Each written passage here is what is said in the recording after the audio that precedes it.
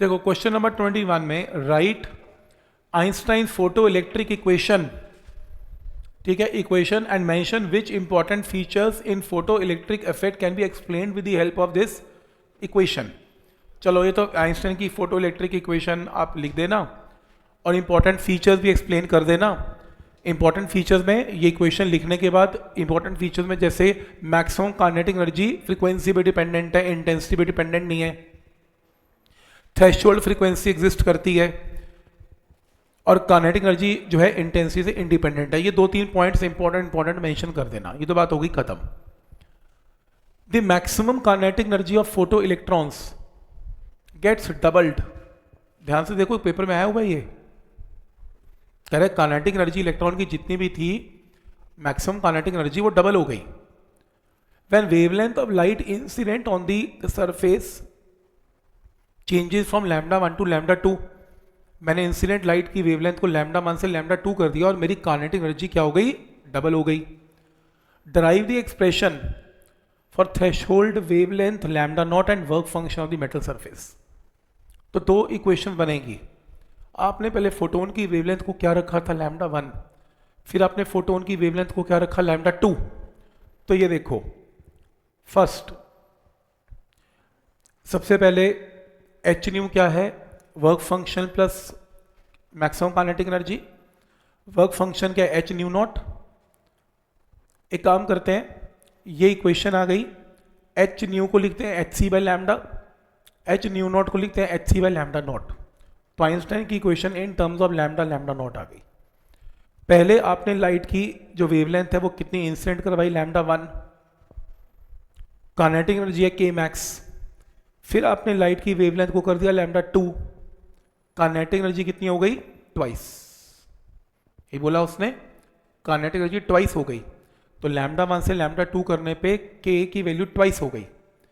तो बस इन दोनों इक्वेशंस को माइनस कर लें, माइनस करें या एक काम करें, इसको पहले 2 से मल्टीप्लाई करें फिर माइनस करें ताकि 2 के मैक्स आपस में कैंसिल हो जाए। तो एलिमिनेट करें, यहाँ से एलिमिनेट करके आपके पास ये टर्म आएगी और यहाँ से सब 2 एच सी कैंसिल, सॉल्व करके लैम्डा नॉट की वैल्यू आएगी। ये पेपर में आया हुआ है आपके सीबीएसई में, ये क्वेश्चन ऐसे आते हैं। पॉइंट समझ में आ रहा है? तो बेसिकली क्या करना है, बेसिक की क्वेश्चन लिखनी है ये रही, लैम्डा 1 के साथ लैम्डा 2 के साथ। बेटर है आप इसे 2 से मल्टीप्लाई कर लें ताकि यहाँ पर 2 टाइम्स के मैक्स आ जाए, ताकि सब्ट्रैक्ट करने में 2 टाइम्स के मैक्स आपस में कैंसिल हो जाए, अपना आंसर आ जाएगा। तो समझ में आ रहा है कि क्या लॉजिक है इसमें? तो दो तीन चीज़ों को देखना चाहिए, इंपॉर्टेंट है ये चीज़ें। जैसे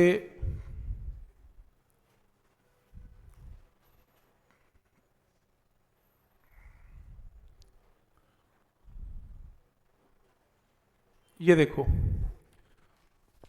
if frequency of incident radiation on the cathode of photocell is doubled। अब ये फोटो सेल तो सिलेबस में नहीं है, फोटो इलेक्ट्रिक इफेक्ट हो रहा है, ऐसे समझ लो। मैंने फ्रीक्वेंसी को डबल कर दिया तो काइनेटिक एनर्जी का क्या होगा, इलेक्ट्रॉन्स का। फ्रीक्वेंसी डबल होने से, बढ़ने से kinetic energy will increase.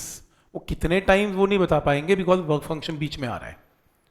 Point clear है यहाँ तक? तो मैं इसमें ये बोल रहा हूँ कि जो काइनेटिक एनर्जी होती है वो होती है फोटोन की एनर्जी माइनस वर्क फंक्शन। अगर आप इसकी फ्रीक्वेंसी को क्या कर देंगे, वो कह रहे हैं डबल, तो क्या हो जाएगा 2 इंटू एच इंटू न्यू। तो काइनेटिक एनर्जी को आप सीधा इंक्रीज लिख दें, आप वैल्यू मेंशन नहीं कर पाएंगे बिकॉज वर्क फंक्शन आ रहा है, राइट। नेक्स्ट है फोटो इलेक्ट्रिक करंट का क्या होगा। फ्रीक्वेंसी का फोटो इलेक्ट्रिक करंट से कोई लेना देना नहीं है, फोटो इलेक्ट्रिक करंट का इंटेंसिटी से लेना देना है। स्टॉपिंग पोटेंशियल का क्या होगा, स्टॉपिंग पोटेंशियल बढ़ेगा, फ्रीक्वेंसी बढ़ेगी, काइनेटिक एनर्जी बढ़ेगी तो स्टॉपिंग पोटेंशियल भी बढ़ेगा, इट विल इंक्रीज। ऐसे क्वेश्चन भी आते हैं, ऐसे क्वेश्चन भी काफी आते हैं ये वाले इस टाइप से। ये देखो, ये वाले देखो ना, 9 में, 14 में, 16 में, 3 बार। देखो, proton alpha particle are accelerated through same potential. Which one of the two has greater value of de Broglie wavelength. De Broglie की वेवलेंथ होती क्या है, एच अपॉन पी। मोमेंटम क्या होता है, आज हमने किया 2 into m into kinetic energy. Kinetic energy की जगह चार्ज इंटू पोटेंशियल पुट कर ले, क्यू इंटू वी। वैसे हमने आज अभी किया डी ब्रॉगली की वेवलेंथ की, तो आज हमने ये फॉर्मूला भी तो किया है सच, डी ब्रॉगली की वेवलेंथ है, आज ये फॉर्मूला करवाया मैंने क्यू इंटू वी वाला। अब वो क्या कह रहा है, वी पोटेंशियल सबके लिए सेम है, तो अगर अल्फा पार्टिकल है दूसरा प्रोटॉन है तो क्या चीज़ें चेंज होगी, मास एंड चार्ज। तो देखो lambda inversely proportional to under root of mass and charge only, बाकी चीज़ें सबके लिए सेम है। एक बार लैम्डा निकालो प्रोटॉन के लिए, एक बार अल्फा के लिए, दोनों को डिवाइड करोगे तो रेशियो आएगी। अल्फा पार्टिकल का मास प्रोटॉन से 4 गुना ज़्यादा है और चार्ज अल्फा पार्टिकल का ट्वाइस है प्रोटॉन से, तो यहाँ से रेशियो आ जाएगी प्रोटॉन और अल्फा पार्टिकल की लैम्डा की, कट जाएगा सब कुछ। अब साफ पता लग रहा है कि प्रोटॉन का लैम्डा अल्फा पार्टिकल के लैम्डा से क्या है, बड़ा है। आपको बताना रिलेशन क्या है, तो प्रोटॉन की वेवलेंथ जो आएगी अल्फा पार्टिकल से ज़्यादा आएगी। पर यूज़ क्या करना है, फॉर्मूला समझ में आ रहा है यहाँ तक।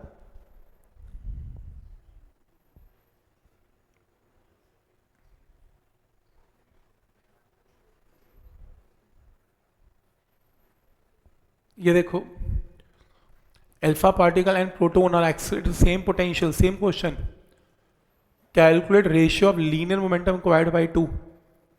आप सीधा फॉर्मूला लगा लो, मोमेंटम क्या होता है, ये मोमेंटम है mass into velocity, momentum is under root of 2 into m into q v. जो मोमेंटम है उसकी वैल्यू को कैसे भी लिख लो यार, कोई फर्क नहीं पड़ रहा है, ऐसे लिख लो।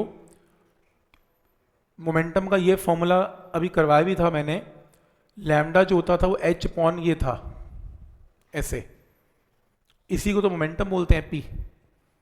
तो मोमेंटम का फॉर्मूला याद करना पड़ेगा। एक बार अल्फा पार्टिकल के लिए mass of alpha charge of alpha, एक बार प्रोटॉन के लिए mass of proton charge of proton, V दोनों के लिए same. Mass of alpha particle 4 time mass of proton और चार्ज ऑफ जो अल्फा पार्टिकल है वो ट्वाइस चार्ज ऑफ प्रोटॉन। सब कैंसिल हो क्या आंसर।